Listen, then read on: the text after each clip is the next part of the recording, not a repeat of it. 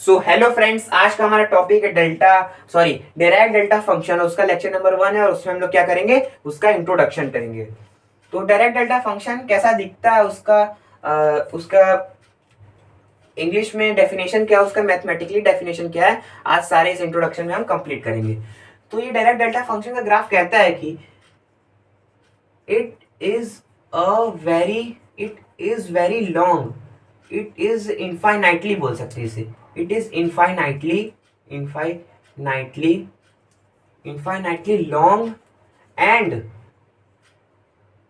Very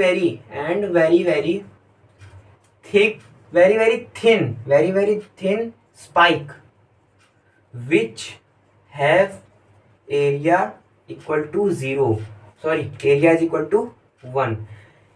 ये direct delta function कुछ ऐसा फंक्शन जिसका जिसका जो हाइट है वो इनफाइनाइट को अप्रोच करता है और वो बहुत ही पतला है और उसका एरिया कितना है, 1 है। इसे मैं अभी यहाँ पे बना के आपको दिखाता हूँ।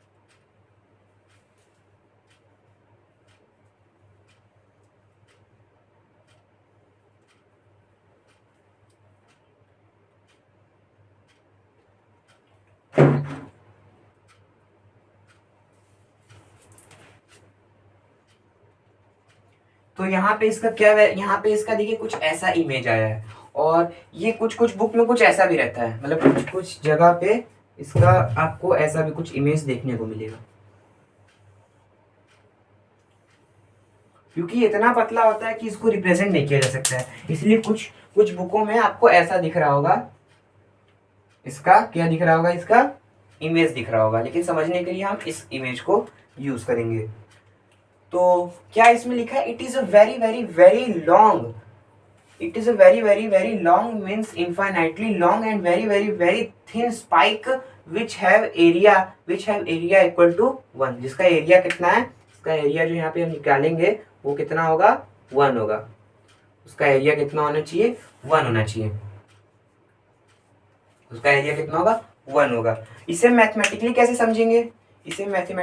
समझेंगे, तो आइए उसे भी समझते हैं। यहाँ पे जो हमारा डेल्टा फंक्शन होगा, यहाँ पे हमारा जो डेल्टा फंक्शन होगा वो क्या होगा, वो x इज इक्वल टू 0 पर इनफाइनाइट होगा और x is not equal to 0 पर क्या होगा, 0 होगा। x इज इक्वल टू 0 पर इनफाइनाइट होगा, x is not equal to 0 पर 0 होगा। अब ये क्या इसका पूरा डेफिनेशन है, आंसर है नहीं। इसका एक और है, डायरेक्ट डेल्टा फंक्शन का क्या करना है, हमें एरिया निकालना है। डायरेक्ट डेल्टा फंक्शन क्या निकालो, इसका एरिया निकालो। इसका एरिया आप जब निकालने जाएंगे तो जैसे कि हम एरिया निकालते हैं, एरिया कैसे निकलता है, जैसे ये ग्राफ है और ये कुछ फंक्शन है, ये है एल, ये है बी। आपको इसके अंडर का एरिया निकालना है, तो आप कैसे निकालेंगे, ये एक्स है, ये एफ एक्स है। तो आपको निकालने के लिए आएगा यहाँ पे इंटीग्रेशन एल टू बी और एफ एक्स dx, ये कुछ ऐसा इंटीग्रेशन इसका हम लोग निकालेंगे और इसका भी एरिया ऐसे ही कुछ निकलेगा। तो यहाँ से ये देखिए, यहाँ पे प्लस इन्फिनिटी, यहाँ पे माइनस इन्फिनिटी है, यहाँ पे क्या है, माइनस इन्फिनिटी है, यहाँ पे प्लस इन्फिनिटी है। यहाँ पे माइनस इन्फिनिटी से प्लस इन्फिनिटी क्या होगा, डेल एक्स dx। एक तो ये हो गया, एक और इसको एक और तरीके से हम रिप्रेजेंट कर सकते हैं कि जैसे यहाँ पे x को अगर हम लोग यहाँ पे जो इसको हम लोग ब्लैक से ही लिखते हैं। यहाँ पे हमारा क्या आ रहा है, x इज इक्वल टू 0 है। अब हम क्या करते हैं, यहाँ ये जो पॉइंट है इसे हम अगर a करते हैं, क्योंकि ये बहुत ही पतला होता है तो मैं ये जो स्पाइक है बहुत पतला है, तो इसे हम एक और चीज़ से रिप्रेजेंट कर सकते हैं। जैसे मान लीजिए ये a है और ये कहाँ, इसका ये क्या है, इसका ये है ए माइनस एप्सिलन और ये हो गया ए प्लस एप्सिलन। ठीक है, तो ए माइनस एप्सिलन से ए प्लस, क्योंकि यहाँ पे सारे वैल्यू हमारे जीरो हैं। अगर यहाँ पे माइनस इन्फिनिटी और प्लस इन्फिनिटी भी ले लेना तब भी कोई दिक्कत नहीं है, तो ये भी ले लें या फिर यहाँ से लेके यहाँ तक का रेंज लें या तो यहाँ से लेके यहाँ तक का रेंज लें, सब बात एक ही है, क्योंकि यहाँ पे वैल्यू जीरो है और यहाँ पे वैल्यू जीरो ही हो गई है। तो इसे हम कैसे लिख सकते हैं, इसे एक और तरीके से हम लिख सकते हैं।